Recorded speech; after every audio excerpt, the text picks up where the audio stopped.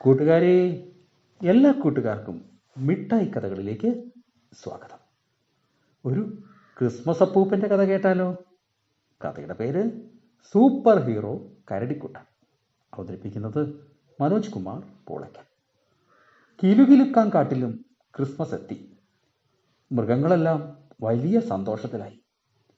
Happy Christmas എന്ന് കേട്ട് പിപ്പുമുയൽ അറിയാതെ വീടിന് പുറത്തേക്ക് നോക്കി. അവൻ വാ പൊളിച്ചുപോയി. അതാ വീടിന് മുന്നിൽ ക്രിസ്മസ് അപ്പൂപ്പൻ നിൽക്കുന്നു.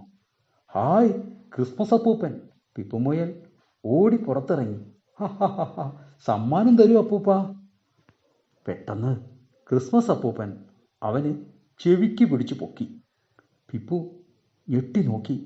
അതാ ക്രിസ്മസ് അപ്പൂപ്പൻ മാസ്ക് മാറ്റുന്നു. അവൻ വിറച്ചുപോയി. പല്ലൻ ചെന്നായ!